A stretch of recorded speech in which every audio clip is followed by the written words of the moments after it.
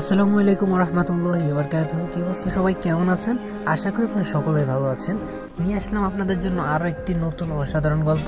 আমাদের আজকের গল্পের নাম হলো কি ছিল আমার অপরাধ। তো চলুন আর বেশি দেরি না করে এখনই শুরু করে দেওয়া যাক আমাদের আজকের ভিডিও।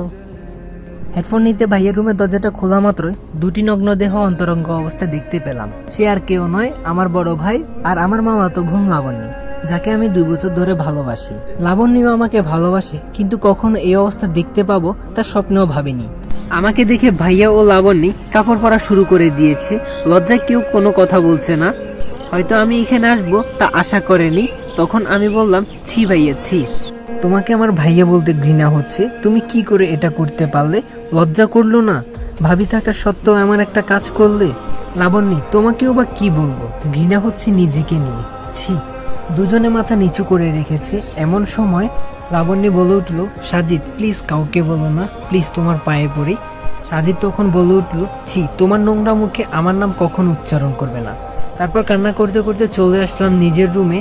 নিজের চোখকে বিশ্বাস করতে পারছি না, লাবণ্য কেন এমন করলো। আমি ওর সাথে শারীরিক সম্পর্ক করতে চাইলাম না বলে ও আমার ভাইয়ের সাথে এমনটা করবে। সারা রাত কান্না করে কাটিয়ে দিলাম। বাসার কাউকে বা কিভাবে এই কথা বলবো, কি করে যে ভাবির সংসারটা ভেঙে যাবে।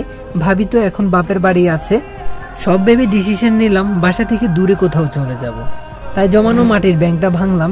ওইখানে 1336 টাকা ছিল। ব্যাগে কিছু কাপড় ও জমানো টাকা নিয়ে বের হয়ে দেখি বাসার সবাই সামনে। আমাকে দেখে আম্মু বলল, সাজিদ সকালবেলা কোথায় যাচ্ছিস? আমি তখন আম্মুকে বললাম, মা আমি দূরে কোথাও চলে যাচ্ছি, হয়তো আর ফিরবো না। ঠিক তখনই লাবণ্য এসে বলল, কই যাবে তুমি আমাকে ছেড়ে? বিয়ে করা ভয়ে পালাচ্ছ? সাজিদ তখন বলে উঠল, তোর মতো নোংরা মেয়েকে বিয়ে করব আমি কি করে ভাবলি তুই? লাবণ্য তখন বলল, আমার সাথে রাত কাটানোর আগে মনে ছিল না? কথাটা শুনে আম্মু আমার গালে সাথে সাথে একটা থাপ্পড় লাগিয়ে দিল। আম্মু তখন আমাকে বলল, তোকে আমার ছেলে ভাবতে ঘৃণা হচ্ছে। এদিকে ভাইয়া এসে আমাকে ইচ্ছা মতো লাঠি দিয়ে ফেটানো শুরু করলো। এমন সময় ভাবি ওদের বাসা থেকে চলে আসছে। আমায় এমন মারতে দেখে এগিয়ে আসলো ভাইয়াকে আটকাতে। চোখ দিয়ে অঝরে বৃষ্টির মতো কান্না পড়ছে আমার।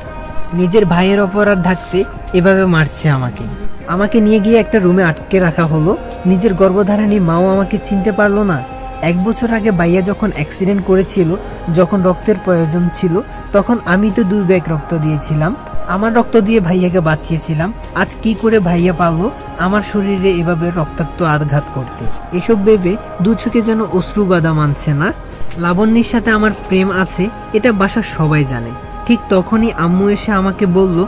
তো গাইস, ভিডিওটি কেমন লাগলো অবশ্যই কমেন্ট করে জানাবেন। যদি ভালো লেগে থাকে তাহলে like, comment, share and subscribe করে দিবেন। আর যদি না এক্সপার্ট চান তাহলে এখনই কমেন্ট করে জানাবেন। আর হ্যাঁ, আমি এখন থেকে কন্টিনিউ গল্প দিব। আর আপনাদের মিথ্যে অভিযোগ গল্পটাও কিন্তু আসতেছে। আমি জানি ওই গল্পটা দিতে একটু লেট হচ্ছে, তার কারণ হচ্ছে আমার কাছে ওই গল্পটা এখনো লেখা নাই। তার মধ্যে আমি একটু অসুস্থ, আমার পরীক্ষা চলছে, তো সব মিলে গল্পটা লেখা হয়নি। তবে আপনাদের জন্য খুব শীঘ্রই ওই গল্পটা নিয়ে আসতেছি। আর এই গল্পটাও কিন্তু এখন থেকে রেগুলার দিব। তো সবাই ভালো থাকবেন, সুস্থ থাকবেন। খোদা হাফেজ।